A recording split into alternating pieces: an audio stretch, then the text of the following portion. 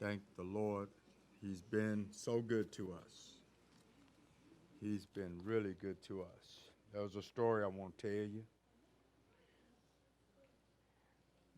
There's this family that had a gathering. And at this gathering, it was a dinner to announce an engagement of a very wealthy man to the son of a very wealthy man. I shared some of this with my wife on yesterday. And I want you to listen to this story. And then I'm going to preach. Is that all right? So they gathered in all the pomp and circumstance. It was only the family. It was the young man and the young woman that was to be engaged, her mom and dad and her younger brother. And they sat in a lavish dining room in 1912. And they had the fine toast and the fine meal as a family would. And the young man placed a ring on his fiancee's hand, and which sealed the idea that they were betrothed to one another and they were to be married. And the dad was very delighted at this because he had just joined forces, as it were, with another wealthy family. Now, while this is going on, they're not aware that there's a man standing outside looking at the house. Huge house, well lit. And after they've dined and they've toasted one another, the women folk left the room and made their way to a sitting room while the men folk stayed and smoked their cigarettes and cigars and talked about whatever. And the dad of the bride said, you know, I've been asked by the queen to become a knight. And the future son-in-law was delighted to hear this. And so they're sharing, and then all of a sudden the maid comes in and she says, there's an Inspector Good here to see you. And she brought the inspector in, an unassuming man, tall. And he begins by introducing himself, and the wealthy man who owned a textile company, he says, well, how are you? He said, come on in. He says, how can I be of service to you? He said, I've never heard of you. He said, I know all the policemen in this town. He said, well, I'm new here. He said, oh, well, what's going on? He says, takes out a picture, and he shows this picture to the dad.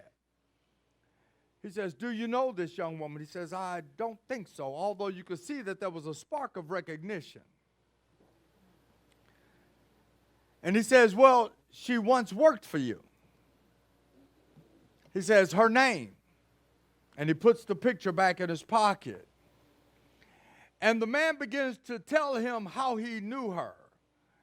And he recalls that she was a woman of popularity among her workers because she took all the women on a strike to try to get better wages. And he refused to budge. So he ended up firing her. And she had no job, and the other workers came back. Then he found out that because he fired her, she really didn't have another job ready. And they said, well, why are you bringing this to my attention? He said, because she killed herself tonight. And he says, well, that has nothing to do with me. People get terminated all the time. And he began to go on and on with all of his reasonings. And he said, that was 2 years ago when I fired her. 2 years seems like a long time, doesn't it? And then he begins to address the young man that is to be engaged. And he says, do you know her? He shows him the picture. Well, before he does that, the young man says, well, what was her name? And he says, she went by Daisy Smith. And the young man that just asked him to marry, he was surprised because he knew her. And he says, is this her? And he begins to back up and reminisce about how he knew her. He met her at a bar one night, a bar he had never been to, nor had she. But she was destitute. And she was trying to find out how to get something to eat. And he saw a man across the bar groping on her and groping at her, and he went and intervened. And he says, he says, how are you? I'm so-and-so and so-and-so. And the guy knew who he was by his father's reputation. And he says, what can I do? He says, thank you for watching out for my girl for me. He said, come on, darling. He rescued her. He says, can I get you a drink? And she said no, and he could tell that there was something wrong with her. She seemed feeble. So he took her to get her something to eat. And they dined, and he said her color returned as she ate because she hadn't eaten in a long time. So he took her back to a place, and he got her a room. He made no advances. And before leaving, he gave her money. He never asked her for anything. But then he said, can I see you again the next day? And he's reminiscing on this, and he established a relationship with her. And then came a time when he had to leave the country, and he broke it off with her, and he left her a large sum of money to tide her over for a while because the relationship had ended.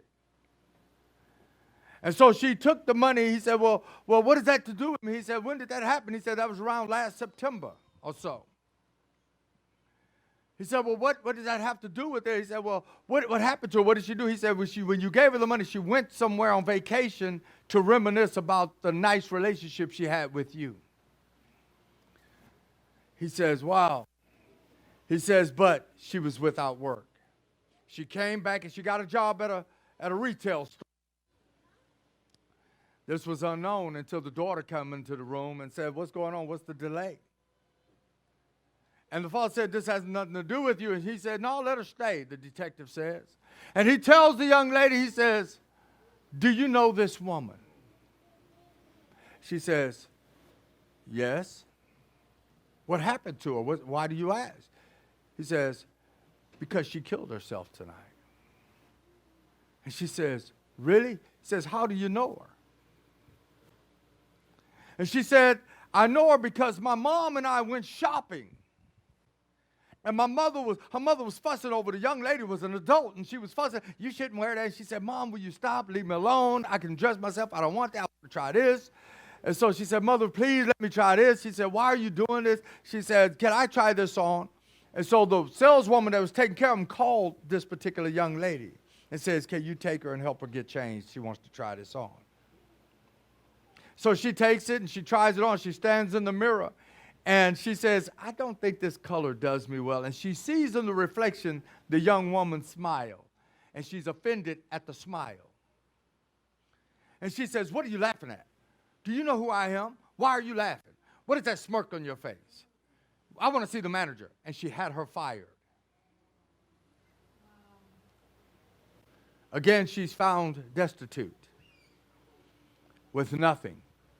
At this time, the mother enters into the dining room, and the youngest son, his name is Eric, he's a young adult. And he's sitting back and listening and taking all of this in, and he asked if he could leave. So he leaves the room for a while, and the detective addresses the mother and says, why are you doing this? We're supposed to have a festive night. We're having fun. My daughter's engaged. Why are you intruding into our lives like this? Stay with me. He says, oh, really? And you're without any blame? Aren't you a part of the Daughters of Charity? And she said, yes. Do you know this woman? She said, well, I don't know. He says, she came to you for help with the Daughters of Charity. And you're the leader of that group, aren't you? You're supposed to help people that are destitute. She said, yes, I remember her. She came and she lied. He said, oh, really? She said that she was married Mrs. Berlin. That was their family name, the Berlins. She was Mrs. Berlin, and that she was destitute and that she had gotten pregnant by a young man. And we asked her, why won't you marry him? And she said, she said, what is his name? And she said, well, I don't want to say his name. She said, well, what is your real name? And she told her real name. And she said, I knew you was lying. She whispered to the other ladies, they're there in all their beautiful furs and their big hats. And she said, why don't you make the young man marry? She said, because he's of a different station in life than I am. He's wealthy, and he started stealing to try to help me, and I made him stop because I don't want him to get in trouble. So I made him stop stealing. She said, why was he doing it? She said, because I'm pregnant. And the woman says, to the other lady, and they said, no, we can't help you. Go find a young man and make him marry you. She said, what? You can't help me? Aren't you supposed to be charitable? So the woman is left without nothing again. By this time, the young man enters back into the room. And his dad said, this has nothing to do. He says, no, let him stay. And he says, do you know her? He says, let me see her picture. And the dad said, you don't need to see it. He says, let me see her picture. But only after he told himself what had happened, he was remembering something about a woman. Because he didn't hear his mother's story. He was outside smoking. And he came back in after her story. And he began to listen even further to the end of this story. And the detective says, you're not without blame, are you? He said, do you know her? He said, what is her name? And he begins to talk about how he met this young woman at a bar that was looking for food. And he gave her a little money and took her back to her place. And she refused to lay with him, and he took her. He took her, and he forced himself upon her. And then he asked her name, and she says, I'm nobody. I don't even know my name. And he was so taken by her, he said, let me look at your face. And she turns and looks at him, and he says, can I see you again? She said, I'm not the sort of woman you asked that of.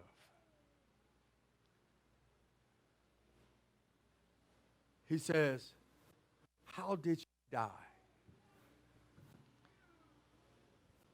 And the detective says, she drank disinfectant and burned her insides out. She was pregnant with his son. So, who's to blame for her demise? Who was to blame? And the detective says, I'm through here. And he stopped on the way out and says, you know, all of us are responsible for all of us. We're not alone in this world.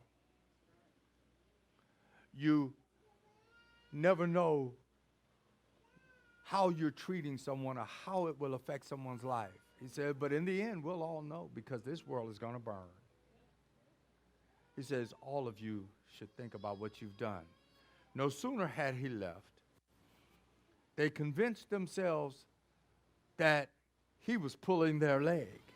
They said, did you see his ID? How do you know he was an inspector? He's never, we don't know who he is. He was just pulling our leg. What was his name again? His name was Inspector Good. Was it Good or Gold? Good.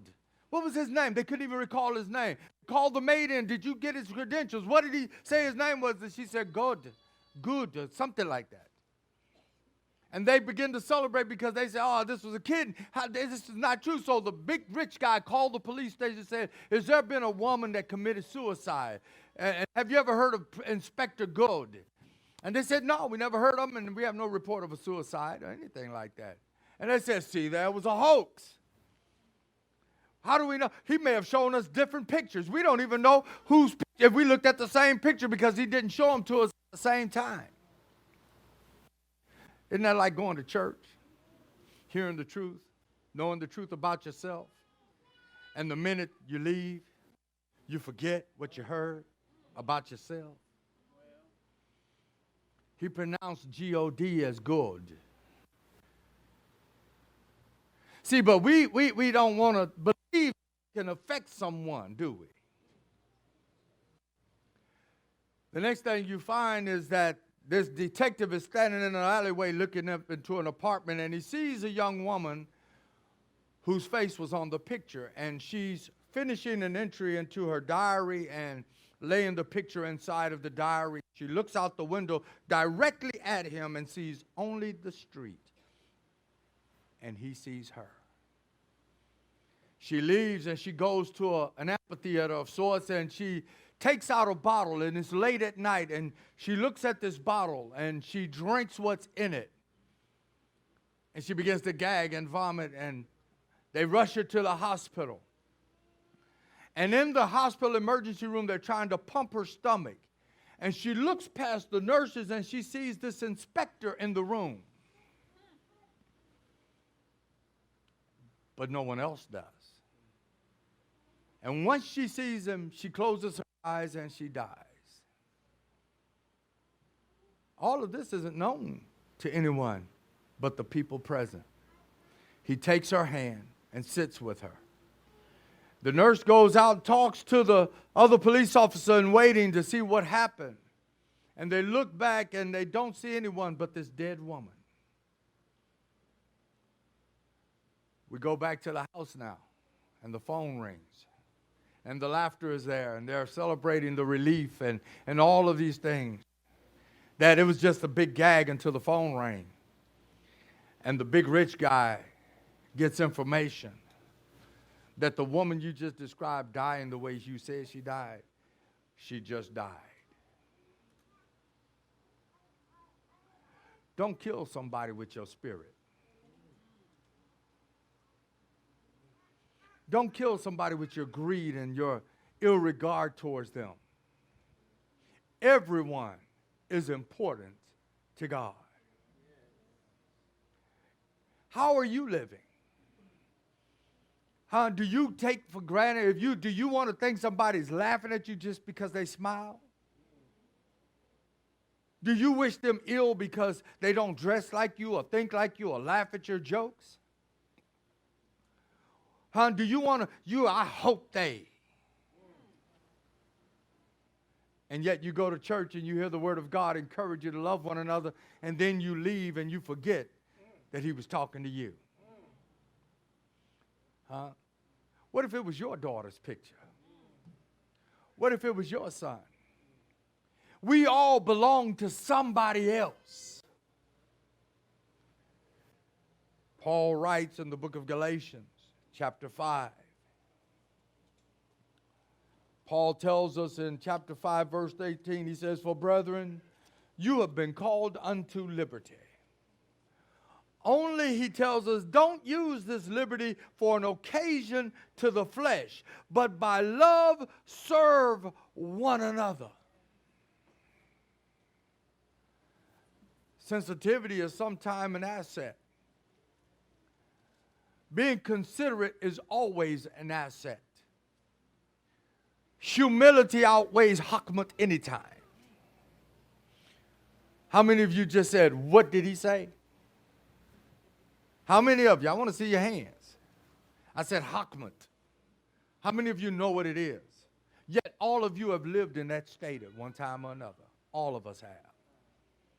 Hakmat is pride, arrogance, haughtiness of heart. Thinking that somebody or someone or some circumstance owes us something. Yet indeed we do. We owe each other to love one another, to respect one another, to be considerate and respectful to one another, to be gentle when it's called upon, sensitive, if you will, to one another, sensitive to the plight of others, whether you know what it is or not, or how they got there or not. Paul tells us that if we do these things, the liberty wherewith we've been bought in, it will glow brightly. It will show forth the glory and the presence of God in your life. How pleased will God be? He tells us, for all the law is fulfilled in one word, even in this: thou shalt love thy neighbor as thyself. Anybody in here ever needed help from somebody? Have you ever needed help from somebody in a bad way and they could help you, but they refused to help you? That's a hard place to be, isn't it? Amen. When we look at this word and we find that In these few words, Paul tells us that the law is fulfilled. He tells us that we are not to bite and devour one another. Then he tells us, warns us, take heed that you be not consumed one of another. Quit eating up everybody. Quit having a spirit, a biting spirit of trying to harm someone's reputation, trying to hurt someone's feelings, trying to thwart their advances, even when they're trying to do something for God, because your feelings are overwrought with sensitivity that says they don't like me. And because they don't like me, I don't like them. Because they're less than I am, I won't partake with their goings-on. I don't want to partake. If I'm not involved in it, if it's not about my hands being on it, if I'm not the one that's in control of it, I don't want to be a part of it. So I'm going to fabricate and imagine reasons why I cannot and will not be a part of it. Oh yeah, some of y'all do that. And then you'll leave and forget that it's you I'm talking about. Oh, no, I don't do that, but really I have this to do. Really I have that. Support your brothers and sisters in Christ. No, I got too much to do. But let you do something and you want everybody there.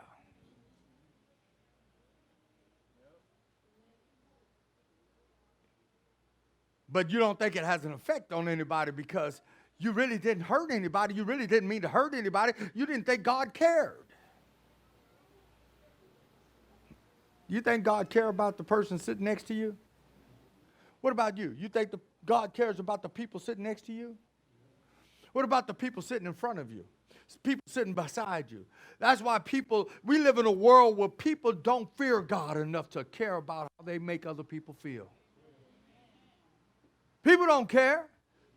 People walk around hurt all the time wondering, why am I not happy? Why am I so depressed? Because somebody injured you somewhere down the road.